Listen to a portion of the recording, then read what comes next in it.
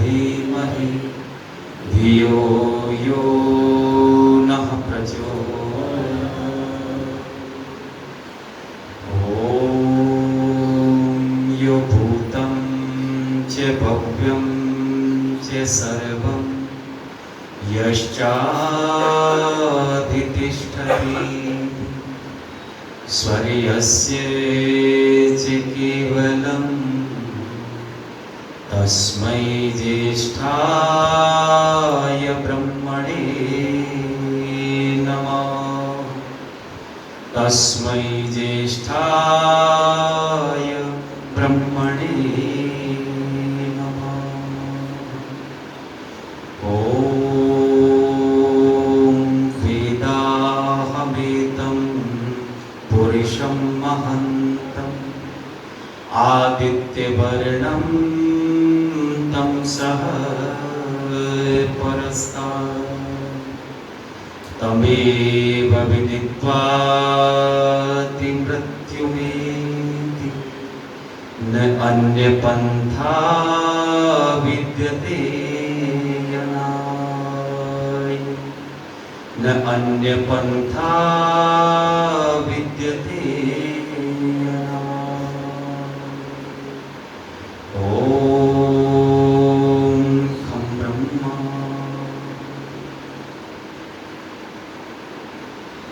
आज आर्य समाज के इस प्रांगण में दूसरे दिवस की प्रातःकालीन सभा में उपस्थित वेदी पर मेरे पास में विराजमान जिनके बहुत ही सुंदर गीतों को बहुत मधुर कंठ से आप सब लोग ने श्रवण किया है, ऐसे मेरे बहुत ही समादरणीय भाई पंडित आचार्य प्रदीप शास्त्री जी और उनसे पूर्व जिन्होंने सुंदर ऋचाओं से महर्षि दयानंद सरस्वती द्वारा निर्धारित वेदों के उन मंत्रों से जिनसे हमें देवयज्ञ करना चाहिए, उन सुंदर ऋचाओं का सुंदर प्रयोग करते हुए इस अग्निहोत्र कर्म को संपन्न कराया, ऐसे मेरे बहुत ही समादरणीय इस आर्य समाज के सुयोग्य पुरोहित धर्माचार्य पंडित आचार्य विवेक शास्त्री जी मंच का बड़ी कुशलता के साथ में संचालन कर रहे हैं। परमपिता परमात्मा की असीम अनुकंपा होती है व्यक्ति के ऊपर, जिनके हृदय में सरलता हो, विनम्रता हो, सहजता हो, अत्यधिक गुण पास में हो लेकिन फिर भी विनम्र बना रहे व्यक्ति, ये ईश्वर की कृपा ही है। और हमारे इस महानगर के वेद प्रचार मंडल के महामंत्री जो बहुत कुशलता से मंच का संचालन कर रहे हैं, भाई आदरणीय जितेंद्र शरद जी, वो और इस कार्यक्रम के प्रारंभ में उन्होंने आपको बताया कि बहुत सारे महंगे लोग इस सभा में उपस्थित हैं।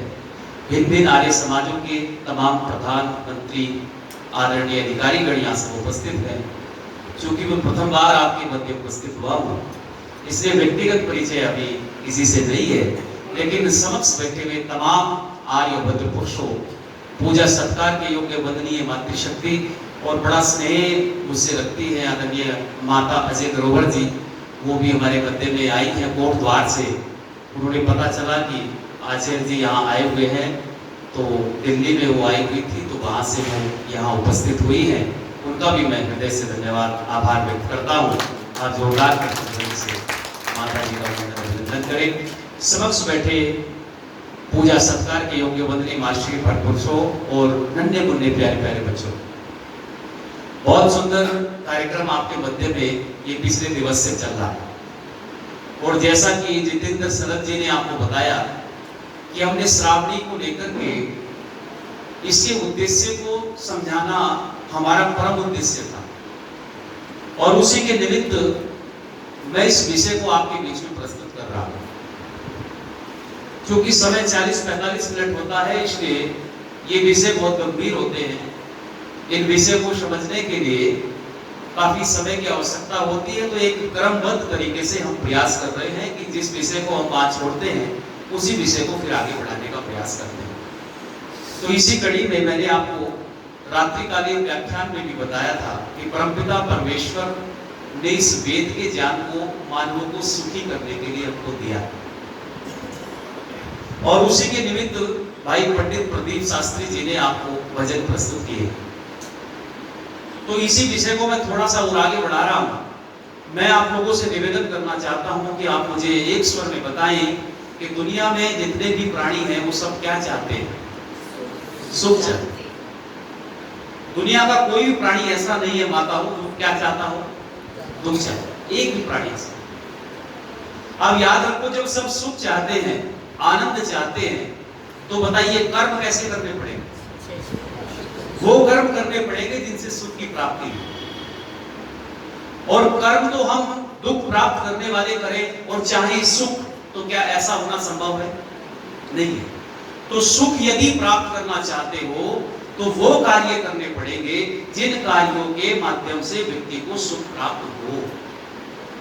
तो आप पूछेंगे जी ये सुख प्राप्त होता है तो वो कौन से कार्य हैं जिनको करने से सुख मिलता है? तो इसका समाधान जानने के लिए ऋषियों के पास गए लोग और उनसे पूछा कि सुख कहां से मिलता है, सुख कैसे प्राप्त होता है? तो वो कहते हैं कि सुख यदि प्राप्त करना चाहते हो तो धर्म के मार्ग पर चलो। एक बात कही भाई, जो व्यक्ति धर्म के मार्ग पर चलता जाएगा उसके जीवन में सुख आता जाएगा। और देखो एक चीज बड़ी स्पष्ट की है कि जो व्यक्ति जितना धर्म के मार्ग पर चलेगा उतना सुख मिलेगा, और जब धर्म के मार्ग से भटक जाएगा, विचलित हो जाएगा, उतना ही व्यक्ति के जीवन में दुख आना आरंभ हो। तो आप स्वतः अपने डॉक्टर हैं, आप स्वतः अपने विश्लेषक हैं, आप स्वतः समझ सकते हैं कि अभी मेरे जीवन में कष्ट आ रहा है, दुख आ रहा है। लेकिन याद रखना एक चीज बहुत स्पष्ट मैं आपसे करना चाहता हूं, व्यक्ति अच्छाई का काम कर रहा है, सच्चाई का काम कर रहा है, सरलता के मार्ग पर चल रहा है, वेद का पालन कर रहा है, लेकिन फिर भी कई बार समाज में देखा जाता है कि हमको दुख होते हैं। पर याद रखिए परमात्मा बड़ा दयालु है, कृपालु है। वो परमात्मा सारे सुख एक साथ नहीं देता और सारे दुख भी बोलो। और जरूरी नहीं है कि इसी जन्म के सुख दुख आपको इसी जन्म में मिले, ऐसा भी जरूरी, क्योंकि कुछ कारित कर्म होते हैं, कुछ कृत कर्म होते हैं, कुछ क्रियमाण होते हैं और कुछ संचित होते हैं। तो कुछ संचित कर्म है हमारे जो इस जन्म में हम करके जाएंगे, लेकिन इस जन्म में यदि पूरा फल नहीं मिल पाया तो आगे का जो जन्म होगा उसमें वो सुख दुख रूपी फल आत्मा को भोगना पड़ता है। तो जरूरी नहीं आप अच्छे काम कर रहे हैं तो विचलित मत होना, डरना मत, घबराना। मैं अच्छा काम, कई बार हम देखते हैं समाज में जी मैं तो सत्संग भी कराता हूं, मैं तो दान भी करता हूं, गुरुकुलों का संचालन करता हूं, विद्वानों का संवर्धन करता हूं, बहुत कुछ कर रहा हूं, वेद का पठन पाठन करता हूं, यज्ञ करता कराती हूं, लेकिन फिर भी मुझ पर कष्ट। ऐसा सोचने से विचलित मत होना, क्योंकि जाने वो कौन सा कर्म है, वो संचित भी हो सकता है, प्रारब्ध भी हो सकता है, जिसका फल इस जन्म में बोलो हमको मिल रहा है। हमें निरंतर चलते जाना है, चलते जाना है। सच्चाई का मार्ग कभी भी बोलो छोड़ना नहीं है। क्या जो व्यक्ति धर्म के मार्ग पर चलता जाएगा, और देखो धर्म की विस्तृत व्याख्याएं दुनिया ने दी है, मनीषियों ने दी है, आचार्यों ने दी है, ऋषियों ने दी है, लेकिन बार मेरे गुरुवर ऋषिवर देव दयानंद एक चीज कह दी है सत्यार्थ प्रकाश ने कि भले ही धर्म की कितनी परिभाषाएं आप लोगों ने जानी समझी हो, पर ऋषि ने एक शब्द जोड़ा है, ठीक ठीक कर्तव्य का पालन करना ही क्या है बोलो। यानी जो व्यक्ति जितना जितना कर्तव्य का पालन करता जाता है, जो उसका कर्तव्य है उसको वो ठीक से निभा रहा है, तो वो धर्म है। एक डॉक्टर का कर्तव्य, एक इंजीनियर का कर्तव्य, एक शिक्षक का कर्तव्य, एक समाज सुधारक का कर्तव्य, एक माता पिता का कर्तव्य, समाज के जितने भी वर्ग हैं, यदि वो अपने कर्तव्य का ठीक से पालन कर रहे हैं तो सच्चे अर्थों में जल्दी बोल दो क्या कर रहे हैं? धर्म का पालन। इसलिए कहा कि अपने कर्तव्य का पालन, सच्चाई से ईमानदारी से आगे बढ़ते जाओ तो आप धर्म का पालन कर रहे हैं। तो लोगों ने कहा कि यही तो समस्या है, हमारी समझ में नहीं आ रहा है कि धर्म क्या है, क्योंकि जिधर भी जाए वो अपने मत को क्या कह रहा है? धर्म। ये समझ नहीं आ रहा। आपने कहा कि भाई सुख प्राप्त करना चाहता है आत्मा, तो सुख कैसे मिलेगा? धर्म के मार्ग पर चलने से। पर नौजवान कहते हैं कि कौन सा धर्म? ये द्वंद्व की स्थिति बना दी है। माने इधर जाएंगे, एक व्यक्ति बैठा है, वो है, दूसरे ने कह दिया ये सच्चा धर्म है, तीसरा और खड़ा हो गया, वो कह रहा है कि नहीं ये मेरे वाला सच्चा है। तो कौन सा धर्म सच्चा है? आज का नौजवान, आज का व्यक्ति समाज में बहुत विचलित है। तो ऋषियों ने कहा कि विचलित होने की जरूरत नहीं है।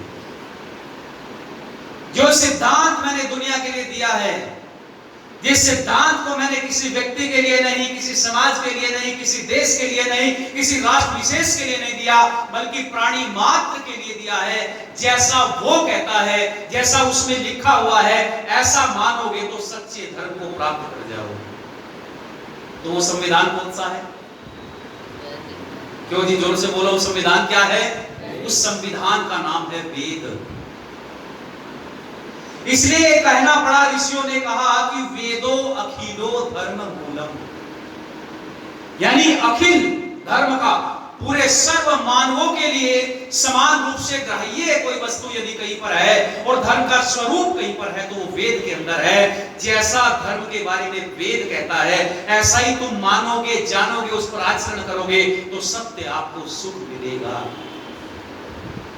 तो सीधा अर्थ निकल करके आया कि यदि सुख प्राप्त करना चाहते हो तो किसको पढ़ना पड़ेगा?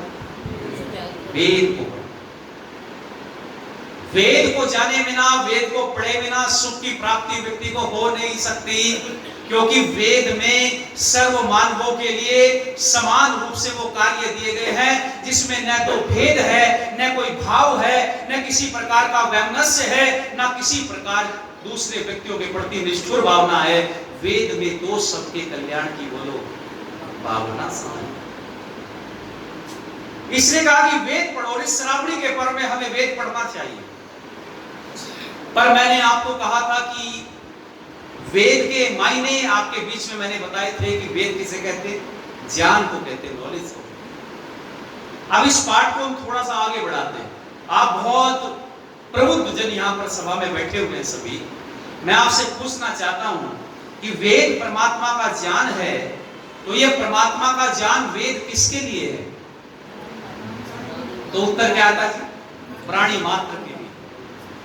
यानी परमात्मा का यह ज्ञान खाली आर्य समाजियों के लिए नहीं है, यह परमात्मा का ज्ञान खाली सनातनियों के लिए भी नहीं। तो उत्तर हमको मिलता है कि यह परम पिता परमात्मा का ज्ञान वो प्राणी मात्र के लिए है। अब मेरा तीसरा सवाल आपके बीच में आ रहा है। आपने कह दिया कि वेद के मायने ज्ञान, नॉलेज, ये नॉलेज किसकी? की परमपिता परमात्मा की। अब सवाल ये है कि ज्ञान कितना है? कितना है? बहुत बढ़िया उत्तर दिया है जितेंद्र जी ने। ये कह रहे कि जितनी। अच्छा, इसका प्रमाण कहां मिलता है? तो हम ऋषियों के पास गए, क्योंकि सारे प्रमाणों, सारे उत्तर ऋषियों ने हमको दे रखे हैं, बशर्ते हमको जाने की जरूरत है। हम उपनिषद के ऋषियों के पास गए तो उपनिषद में लिखा मिलता है, उपनिषद में शब्द आता है नेति नेति, माने न इति, माने इतना नहीं है, इतना नहीं है, कितना है? और है, और है, और है। अर्थात जितना जितना खोजते जाओगे उतना हमको बोलो प्राप्त होता जाएगा। परमात्मा का ज्ञान सीमित नहीं है, परमात्मा का ज्ञान अनंत है, क्योंकि परमात्मा के गुण कर्म स्वभाव की जल्दी को दो, इसलिए परमात्मा का ज्ञान सीमित नहीं। तो पूछा कि कितना है? कि परमात्मा का ज्ञान तो असीमित है, अनंत है, लेकिन जितना इस सृष्टि में या पूर्व की सृष्टियों में मानवों को आवश्यक था, उतना परमात्मा ने वो ज्ञान वेद के अंदर बोल दो, जितना मानवों को आवश्यक था उतना परमात्मा ने वेद में दिया। तो ये ज्ञान परमपिता परमात्मा का है। किसके लिए है? कि प्राणी मात्र के लिए है। कितना है? कि जितना जिसको चाहिए बोलो उतना है। लेकिन एक सवाल और आ रहा है यहाँ पर, ये जो परमपिता परमात्मा का ज्ञान है ये किस भाषा में है? क्यों जी, किस भाषा में है? बहुत लंबे समय से सुनते आ रहे हैं ना, बहुत गंभीरता पूर्वक सोच समझ के उत्तर देंगे। किस भाषा में बोलो? संस्कृत में। माता जी कह रही किसमें है? तो ये वैदिक संस्कृत, और जो संस्कृत वेद के अंदर है वो संस्कृत कहीं पर भी नहीं है, वो संस्कृत कहीं नहीं। आज आप लौकिक संस्कृत को पढ़ते हैं व्याकरण के माध्यम से। बहुत सारे हमारे ऋषियों ने संस्कृत के भाष्य किए, समझाने का प्रयत्न किया, प्रयास किया। महर्षि वेद व्यास का भी भाष्य आप लोगों के सामने मिलेगा। व्याकरण में महर्षि पतंजलि का भाष्य आपको मिलेगा और अष्टाध्यायी में महर्षि पाणिनि ने भी उसको बहुत विस्तृत करने का काम किया है। लेकिन जो वेद के अंदर संस्कृत आपको मिलेगी वो वैदिक संस्कृत अद्भुत है। और एक चीज और मैं कहता चलूं आपको कि मंत्र खाली वेद में है और कहीं पर बोलो मंत्र, और दूसरी जगह श्लोक हो सकते हैं, दूसरी जगह सूत्र हो सकते हैं, दूसरी जगह आख्यायिका हो सकती है, जो दूसरी जगह पर जाकर के प्रतिपादक हो सकते हैं, कई सारी चीजें हो सकती हैं। लेकिन मंत्र कहां पर है? खाली बोलो सिर्फ वेद में है। लेकिन समस्या ये होगी कि लोगों ने श्लोक अपने घर के घड़ लिए और उनको क्या कहना शुरू कर दिया? मंत्र कहना। अब मंत्र वेद में क्यों है, मैं ये भी चीज आपको समझाना चाहूंगा, क्योंकि सवाल उठता है व्यक्ति के मन में कि भाई वेद में ही क्यों मंत्र है? इतने सारे ऋषि हुए, इतने सारे विद्वान हुए, क्या वो मंत्रों की रचना नहीं कर सकते थे? इतने बड़े बड़े मनीषी आए हैं समाज में, इतने बड़े बड़े ऋषि आए हैं सृष्टि की उत्पत्ति के पश्चात, तो क्या उनमें सामर्थ्य नहीं था मंत्र लिखने?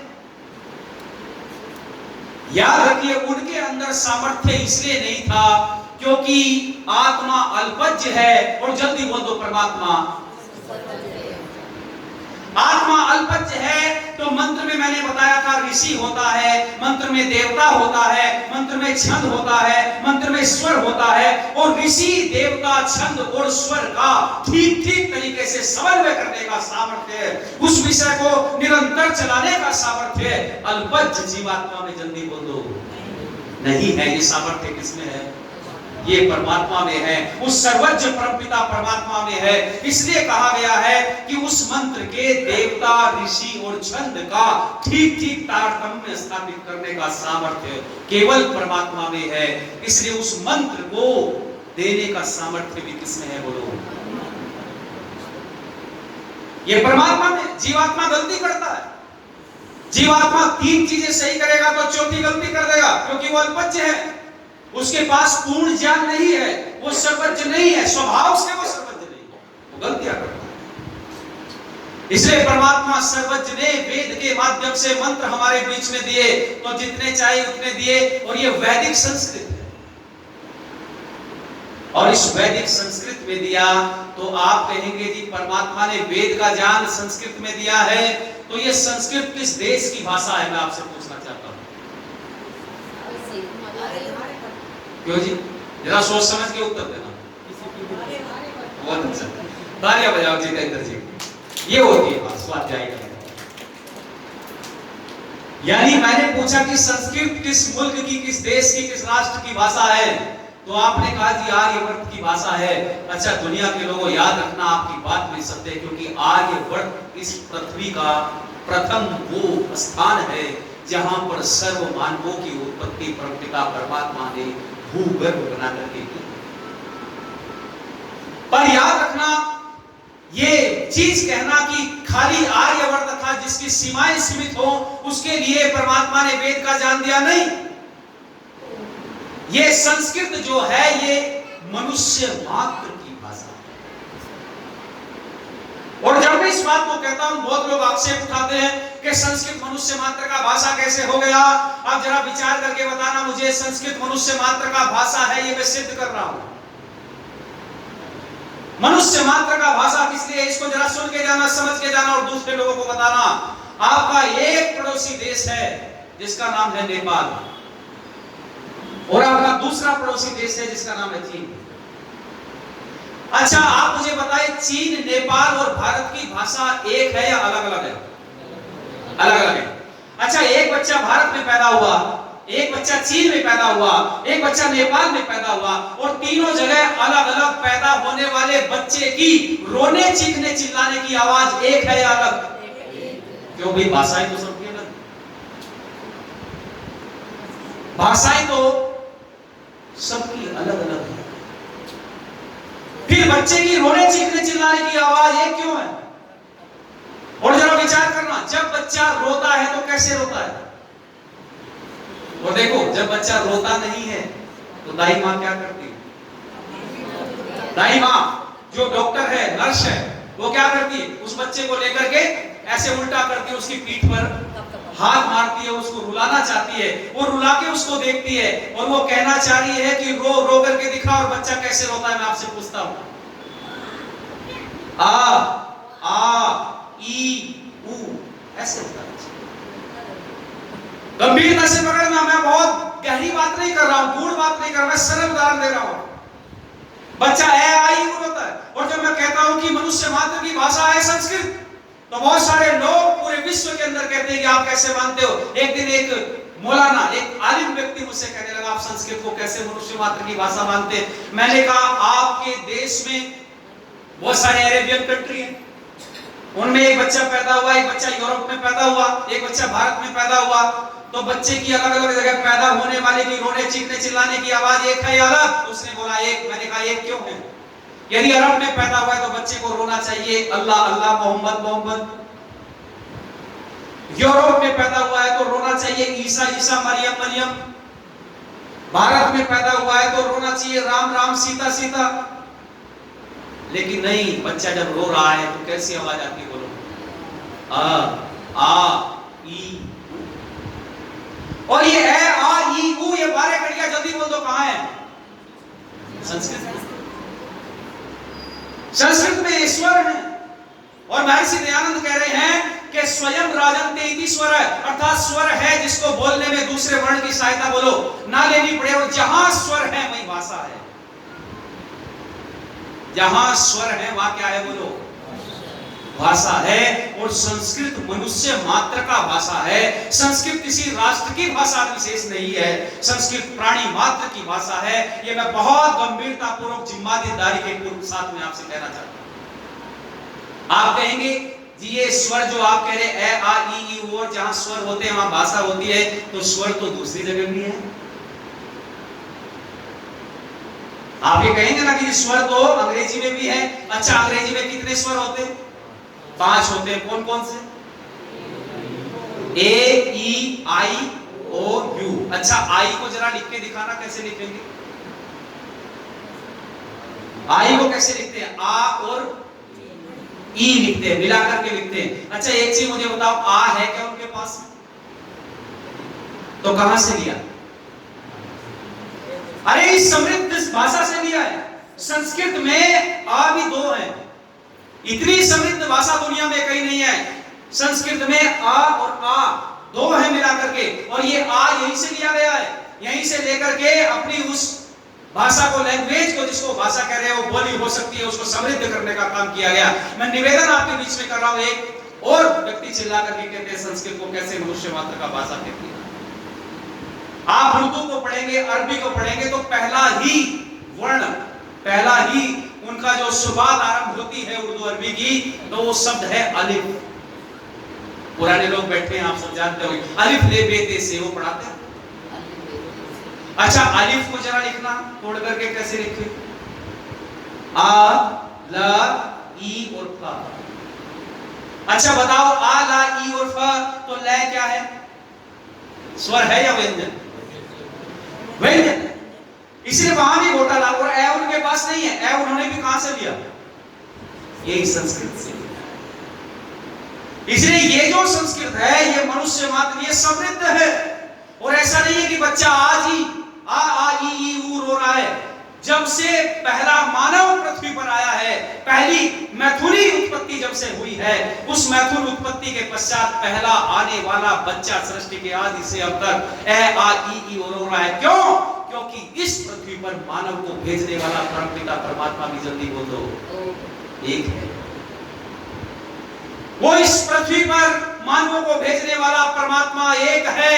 और पृथ्वी पर सृष्टि के आदि से रोने वाले बच्चे की चीखने चिल्लाने की आवाज यही है जो मैंने आपको बीच में बताई है। इसलिए मैंने गंभीरता पूर्वक कहा है कि ये संस्कृत जो है मनुष्य मात्र की भाषा है। इसमें कोई राष्ट्र नहीं कह सकता कि हाँ हम संस्कृत नहीं पढ़नी चाहिए, हमें संस्कृत का अध्ययन नहीं करना चाहिए। अरे जो संस्कृत का अध्ययन करता चला गया वो उतना विकास के पथ पर आगे बढ़ता चला गया। और मुझे गर्व होता है जब सॉफ्ट लैंडिंग होती है चंद्रमा पर, साउथ पोल पर, अभी की थी ना पिछले दिनों बाद। चंद्रयान की सॉफ्ट लैंडिंग हुई और दक्षिण ध्रुव पर जब वो लैंडिंग हुई तो वहां पर जाकर के जिस समय इंटरव्यू चल रहे थे वैज्ञानिकों के, डीआरडीओ के वैज्ञानिकों का इंटरव्यू चल रहा था, तो चीफ ऑफ डीआरडीओ ने सबसे महत्वपूर्ण ये स्टेटमेंट दिया था कि ये जितना भी ज्ञान है जो आज विकास के पथ पर वैज्ञानिक लोग आगे बढ़ रहे हैं, ये मूल रूप से कहां समाहित है बोलो? इसी वेद में समाहित। और दूसरे लोग उस पर रिसर्च कर रहे हैं, दूसरे लोग उसको पढ़ रहे हैं, क्योंकि वो जानते हैं कि संस्कृत किसी मुल्क की भाषा नहीं है, संस्कृत किसी राष्ट्र की भाषा नहीं है, वो प्राणी मात्र की भाषा है, वो समाज को विकास के पथ पर ले जाने वाली भाषा है। और परमपिता परमात्मा ने वेद का ज्ञान संस्कृत में इसलिए दिया क्योंकि वो सबके लिए है। यदि परमात्मा संस्कृत में न देकर दूसरी भाषा में देते तो क्या होता? परमात्मा पर पक्षपात का आरोप लगता।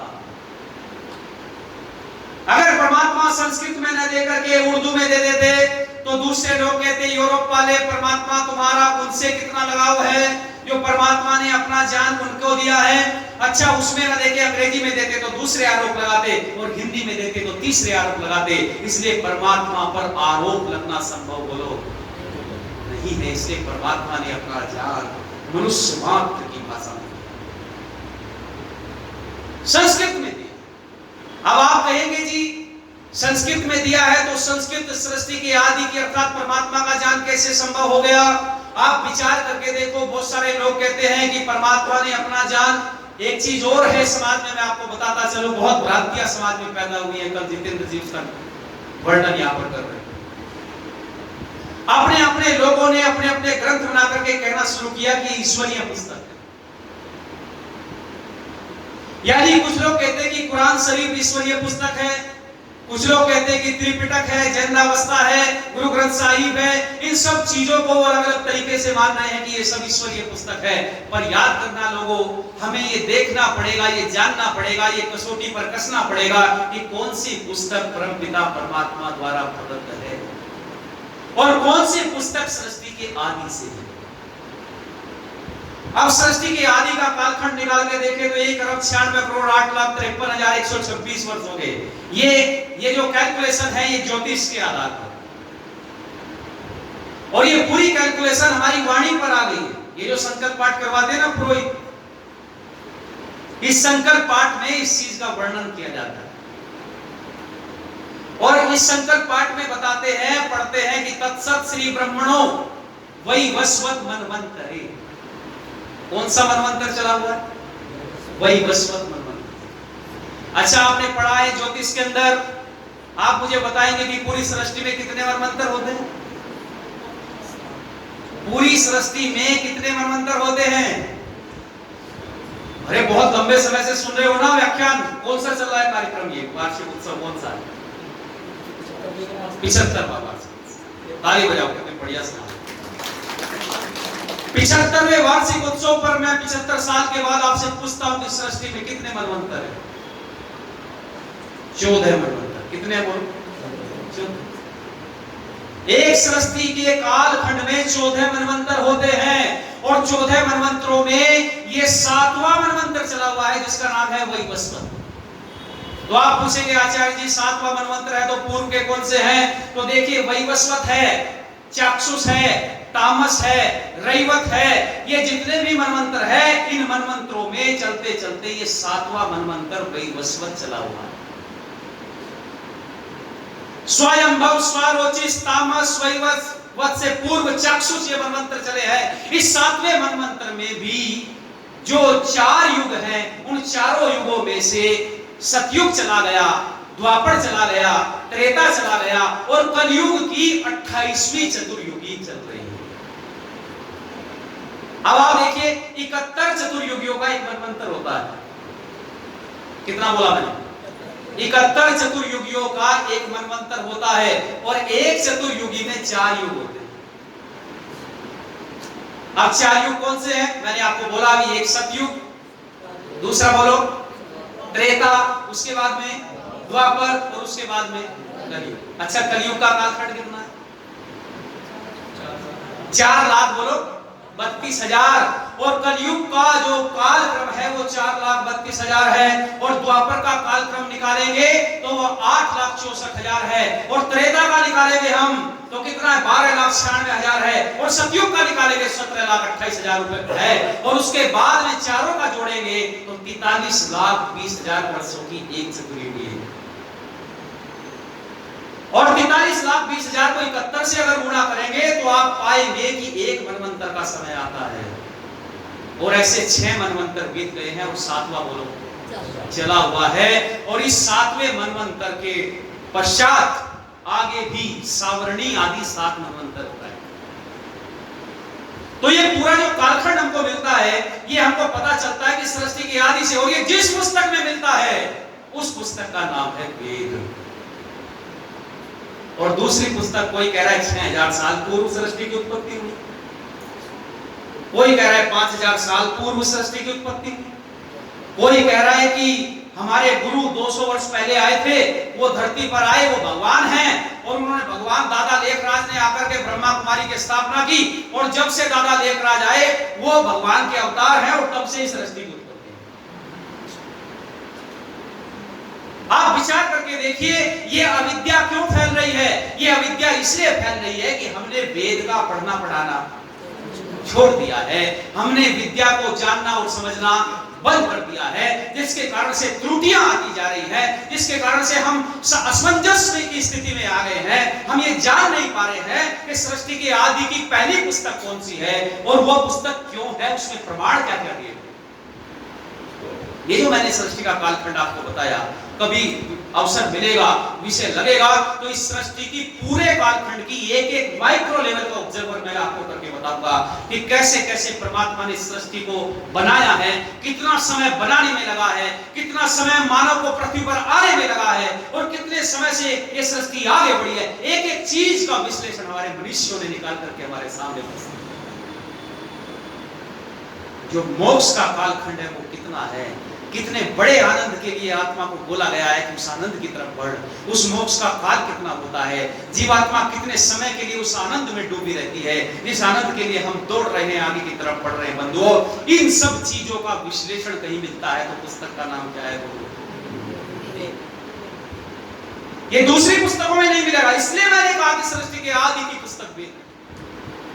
पर कुछ लोग कहते हैं कि चलो ऐसा मान लेते हैं, जब प्रमाण देते हैं, तर्क देते हैं आर्य विद्वान, तो उस समय दूसरे लोग कहते हैं कि वो प्रचार भी करने लगे हैं कि मान लेंगे चलो वेद सृष्टि की पहली पुस्तक है, पर कुरान सृष्टि की अंतिम पुस्तक है। देखिए घोटाला किस स्तर तक होता है, और घोटाला करते करते घोटाले में कितना डूब जाते हैं लोग। वो कहते हैं कि जब प्रमाण दिए आर्य विद्वानों ने तो कहा ठीक है, सृष्टि की पहली पुस्तक वेद है, लेकिन अंतिम पुस्तक कुरान है। अच्छा, कोई उनसे पूछे, मैंने पूछा था एक व्यक्ति से, मैंने कहा था आप कहते हो कि सृष्टि की पहली पुस्तक, एक व्यक्ति तो अभी इस देश में नहीं है, वो भाग गया, यहां से भगोड़ा हो गया, उसने बड़ा आतंक मचाया इस देश के अंदर, जिसका नाम है डॉक्टर जाकिर नाइक। कितने व्यापक पैमाने पर अपने गुप्तचर खड़े करके हॉल बुक कर लिया गया, ऐसी हॉल बनाया गया, उसमें लाखों की संख्या में भीड़ हुई, और ऐसे अज्ञानी लोग आकर के 10, 20, 50 अपने बिठा दिए उसमें, और कहना शुरू किया कि कुरान शरीफ पर ईमान लाओ, और झूठे गपोड़े उसमें जोड़ जोड़ करके एक चीज और उसने कहनी आरंभ की थी। क्या कहा था कि चलो मान लेते हैं वेद आदि पुस्तक है, पहली पुस्तक है, लेकिन कुरान अंतिम पुस्तक, इसलिए कुरान पर ईमान ला। तो एक दिन एक मौलाना से मेरी बहस हुई, और मैंने उससे जब निवेदन किया, मैंने कहा चलो ठीक है, आप मानते हो कि पहली पुस्तक वेद है और अंतिम कुरान है, तो आप मुझे बताओ परमपिता परमात्मा पूर्ण है या अपूर्ण? तो उसने कहा परमात्मा तो पूर्ण है। मैंने कहा जब परमात्मा पूर्ण है तो ये बताओ कि उसका ज्ञान पूर्ण है या अपूर्ण? तो उसने कहा पूर्ण। मैंने कहा जब परमात्मा का ज्ञान पूर्ण है तो पहले ज्ञान में कौन सी कमी रह गई जो बाद में कुरान में पूरी की? पहले ज्ञान में कौन सी कमी रही? और वहां ये उसे, जबकि कुरान शरीफ ये फरमाती है कि कुरान से पहले 3 पुस्तकें नाजिल की अल्लाह ताला ने, वो तौरेत है, वो जबूर है, और वो इंजील है। वहां कहीं भी वेद का जिक्र नहीं है कुरान में, लेकिन फिर भी ये क्या कर रहे हैं, वेद को उसके साथ में जोड़ करके चाह रहे हैं कि जितने अज्ञानी लोग हैं ये समझे कि भाई वेद का समन्वय भी कुरान के साथ में और दोनों की मिली भगत है, तो इन सब लोगों को कन्वर्टेड कर दो। बहुत बड़ा प्रोपेगेंडा चल रहा है। लेकिन आज मुझे बहुत कष्ट होता है जो आर्य संस्था सदैव परिमार्जित रूप में चला करती थी, आज वो आर्य विपथ भ्रष्ट हो रही है। आज आर्य अपनी आर्य विचारधारा से डिग रहा है। वो अपनी आर्य विचारधारा पर दृढ़ नहीं है, उसमें सामर्थ्य नहीं है कि दूसरे लोगों को आर्य बना ले, बल्कि उसमें सामर्थ्य है कि इतना समन्वय कर ले कि हम आर्य को छोड़ करके हम दूसरे मत मजहब पंथों की तरफ जाकर के समन्वय करना चाहते हैं। याद रखने, असत्य की नींव पर टिका हुआ मकान बहुत दिनों तक बोलो नहीं ठहर सकता है। पाखंड की नींव पर टिका हुआ मकान बहुत दिनों तक नहीं ठहर सकता है। मैं सत्य कहता हूं, आर्यो, यदि तुमने इस वेद के पद को छोड़ दिया है और छोड़ करके समन्वय करने के लिए, आर्य बड़े लोगों की बुद्धि का स्तर मैं आपको बता रहा हूं, अरे समन्वय तो ऋषिवर दयानंद भी कर सकते। क्या उस समय समन्वय की जरूरत नहीं थी? क्या उस समय संगठन को मजबूत करने की जरूरत नहीं? कि ऋषिवर दयानंद जानते थे कि यदि आज मैंने इस अज्ञान का, अंधविश्वास का, पाखंड का समन्वय कर दिया, पाखंड की तरफ मैं बढ़ गया, तो मेरा जीवन भी निरर्थक चला जाएगा। मेरे गुरु ने जिसके लिए मेरा जीवन मांगा था, वो उद्देश्य समाप्त हो जाएगा। ऋषिवर दयानंद ने समन्वय नहीं किया, वेद का प्रचार किया, वेद का प्रसार किया, सत्य का प्रचार किया। लेकिन आज ऋषि दयानंद के भक्त कहने वाले लोग वो कहते हैं राष्ट्र एक बन जाएगा, राष्ट्र की एकता स्थापित हो जाएगी। याद रखना, असत्य की नींव पर एकता स्थापित बोलो। क्या आर्यों के अंदर सामर्थ्य नहीं है कि हम अपने नाम के पीछे आर्य लगाएं? जब हिंदू शब्द का अर्थ ही काफिर होता है, डरपोक होता है, लुटेरा होता है, इस शब्द के अर्थ को समझ करके फिर हम अपने आप को हिंदुत्व के नाम पर एकत्रित करने का काम कर रहे हैं, जबकि वेद कहता है कि आर्य के नाम पर एक हो जाओ, अपने नाम के पीछे आर्य लगाओ। अरे आर्य श्रेष्ठ व्यक्ति होता है, आर्य पूरे विश्व का नेतृत्व करने वाला होता है, आर्य समाज को संगठित करने वाला होता है, आर्य एक ईश्वर की संतान होती है। आर्य के अंदर जो गुण है, क्या उन गुणों को समाज को बताने का उत्तरदायित्व तो हमारा नहीं है? क्या आर्य समाज के नियम जो ऋषिवर दयानंद ने बनाए वो सबके लिए समान रूप से ग्राह्य नहीं है?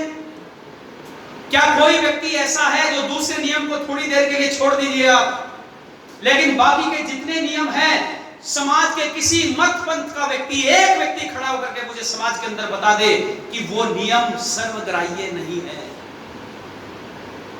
क्या उन नियमों के आधार पर हम समाज को एक नहीं कर सकते? क्या हम सत्य का प्रचार प्रसार नहीं? अरे यहां तक स्थिति हमारी गिर गई है, आज हमें नमस्ते करना भी बंद कर दिया।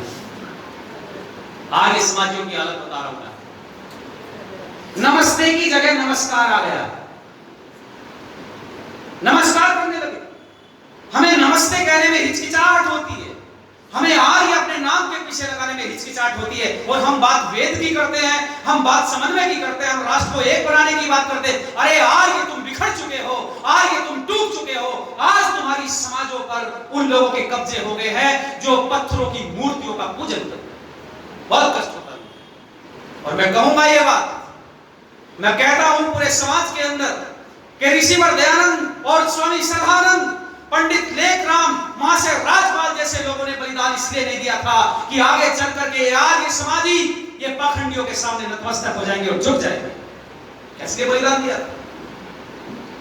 आज मैं देखता चारों तरफ मूर्ति पूजा का वर्चस्व बढ़ रहा है। आज समाज किस दिशा की तरफ जा रहा है? अरे याद रखिए, पूरे समाज को सत्य बताओ, उस निराकार ईश्वर का पूजन करो जिसका राम ने किया, जिसका कृष्ण ने किया, जिसका तमाम महापुरुषों ने किया। उस वेद की पुस्तक पर आचरण लाने का काम करो। क्या आर्यों के अंदर इतना सामर्थ्य नहीं है कि इन भटके हुए लोगों को वैदिक पथ पर ला सके? सामर्थ्य है, लेकिन संकीर्णता हमको कमजोर करती जा रही है। आज हम अपने सत्य सिद्धांत पर अड़िग नहीं, हम टूट रहे हैं, बिखर रहे हैं। लेकिन याद रखना, समन्वय बनाओ, अपनी ताकत एकत्रित करो, और अपने इस वैदिक सिद्धांत को, जिस पर कभी पूरा विश्व गर्व करता था, उस वैदिक सिद्धांत से कभी विचलित मत होना। अपने ऋषिवर दयानंद ने जो नियम और सिद्धांत बनाए हैं उन पर चलते रहना, उनको टूटने मत देना, क्योंकि आर्य समाज है जो पूरे विश्व को बचाने की ताकत रखता है। इसलिए याद रखिए, मैं आपसे निवेदन कर रहा हूं कि सृष्टि के आदि की पुस्तक वेद है, क्योंकि वेद में पूरे समन्वय की बात है, वेद में सबको जोड़ने की बात है, वेद में किसी को भी तोड़ने की बात बोलो।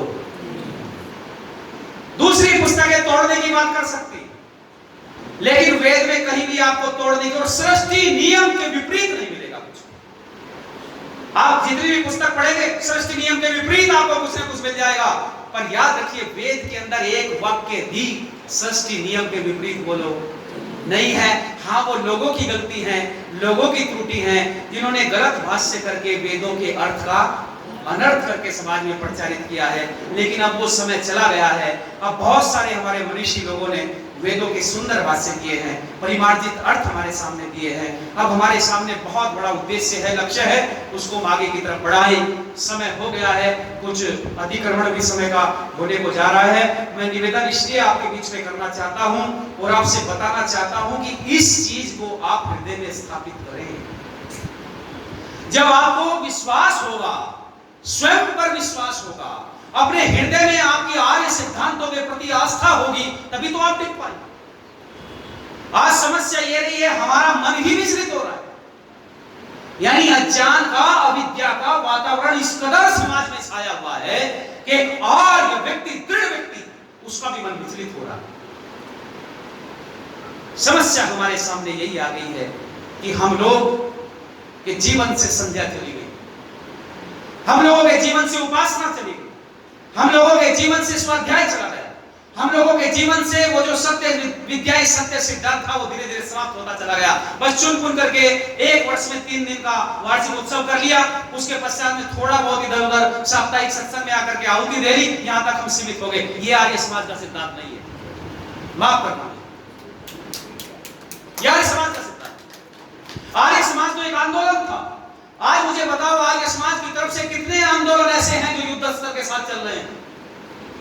एक आंदोलन बताओ आप। हरे आंदोलनों की बाढ़ आती थी आर्य समाज में, कुरीतियों के प्रति लड़ जाते थे लोग, कुरीतियों को मिटाने के लिए, समाज को जिंदा रखने के लिए मर जाते थे लोग। ये था आर्य सिद्धांत और आर्य समाज। और आज कहते नहीं, यदि मैं सत्य बोल दूंगा तो लोग मुझे बुलाएंगे। यदि मैं सत्य, और कई जगह बोला गया, सत्य यदि उपदेशक बोलता है तो प्रधान खड़ा होकर के आता है, नहीं नहीं ये चीज मत बोलना। क्यों नहीं बोलना? क्यों नहीं बोले? और कहां जाकर के बोलेंगे? अरे इस मंच पर यदि सत्य है, ऋषि और दयानंद ने यही तो आत्मबल दिया है, यही तो स्वामी दयानंद ने कहा है कि सत्य बोलो, यदि गर्दन कट जाए तो कट जाए, लेकिन सत्य कहने से बोलो, डरो मत। ये मेरे ऋषि और दयानंद ने समझाया। क्या प्रलोभन माना? आज लोग प्रलोभनों में आकर के बड़ी बड़ी कथाओं में जाने का प्रचलन चल गया आर्य समाज में। बहुत दुख होता है, मुझे कष्ट होता है। आज कथावाचक जो कहते हैं वो थाली हाथ में देते हैं, दीपक, वो एक आर्य समाज का विद्वान 20 वर्षों से प्रचार प्रसार कर रहा है और वो कथा में जाकर के वो आरती उतार रहा है, आरती उतार रहा है। क्या ये आर्य सिद्धांत? क्या ऐसे समन्वय होगा? क्या ये ऋषि ध्यान की हत्या नहीं है? आज मुझे बड़ा कष्ट, ये ऋषि ध्यान की हत्या है और चारों तरफ से बिगाड़ की स्थिति आ गई है। क्या मैं कार्यकर्ताओं को बताऊं, क्या मैं अधिकारियों की बात करूं? यहां बड़े बड़े उपदेशक बिगड़ गए, जिनको समाज का नेतृत्व दिया गया। कह लगे मजबूरी, अरे कौन सी मजबूरी थी भाई? कौन सी मजबूरी? जब आपको पता है कि ये पत्थर है, इस पत्थर के सामने हमारे सिद्धांत ही नहीं है कि हम लोग इसकी आरती उतारे, क्योंकि इसमें जीवन नहीं है, जीव नहीं है, हम क्या सिद्धांत उतारे हैं? हम अपने आचरण के विपरीत चल रहे हैं। यही कारण है कि लोग हमसे जुड़ नहीं रहे हैं। याद रखना, सत्य का प्रचार करते जाओगे तो व्यक्ति आपके पीछे पीछे हो लेंगे। जब से हमने समन्वय करना आरंभ कर दिया है, जब से हमने बहुत सारी ऐसी अवैधिक चीजों का प्रचार प्रसार करना आरंभ कर दिया है, तब से हमारी संख्या घट रही है। बताइए, पहले पूर्ण वेद के सिद्धांत का प्रचार प्रसार होता था तो लाखों की संख्या में भीड़ हुआ करती थी आर्य समाज, और आज हम जितना समन्वय कर रहे हैं उतना ही खराब स्थिति होती जा रही है।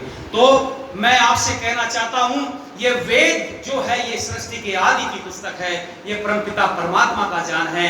दूसरी पुस्तकों में अनेकों भ्रांतियां भरी पड़ी है, हम पढ़ते नहीं है, हम पढ़ करके देखिए।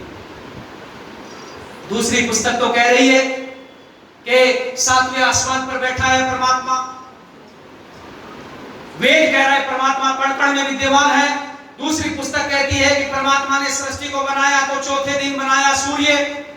अच्छा, जब चौथे दिन सूर्य बनाया तो उनसे कोई पूछने वाला है कि दिन कैसे गिने बिना सूर्य के? और मटेरियल नहीं है, कुछ भी नहीं है, बस ऐसे ही जलजला था, पानी था चारों तरफ। अल्लाह ने कहा कि या फलैकुम हो जा, तो हो गया, सब कुछ बन गया।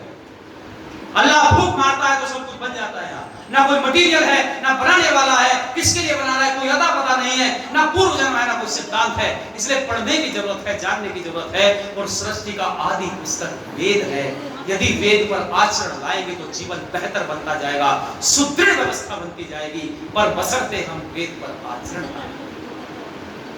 मैं आपसे ज्यादा नहीं कहना चाहता, बस इतना ही निवेदन मैं आपसे करना चाहता हूं कि इस सृष्टि के आदि पुस्तक पर अपना आचरण लाओ, वेद के सिद्धांत पर आचरण लाओ, ऋषि दयानंद को अपने हृदय में स्थापित करो। वो व्यक्ति अपने लिए नहीं जिया, वो समाज के लिए जिया है। वो राष्ट्र को वेद की व्यवस्था पर लाना चाहता था, समाज को सुदृढ़ और व्यवस्थित करना चाहता था। उस व्यक्ति ने कभी असत्य के साथ समझौता बोलो नहीं किया है। इसलिए आप सब आर्य हैं, अपने नाम के पीछे आर्य लगाओ, नमस्ते का प्रचलन चलाओ, जो वेद में भी आया है। नमस्ते सर्वग्राह्य है, उसके स्थान पर भिन्न भिन्न तरीके के अभिवादन आप स्वीकार करते ही मत करो, और राम के पीछे आर्य लगाओगे तो आपका जीवन धन्य बनेगा। इसी विश्वास के साथ कि ये वेद सर्वमय है, सबके लिए है, किसी व्यक्ति विशेष के लिए बोलो नहीं है। बस इतना ही आपसे कहना चाहता हूं, ये वेद का सिद्धांत मेरी आगे समाजों में फिर से स्थापित हो जाए। जो टूटता जा रहा है, धीरे धीरे विक्षिप्त होता जा रहा है, परमात्मा सबको सद्बुद्धि दे और सब वेद के मार्ग पर आए। इसी विश्वास के साथ वाणी को विराम।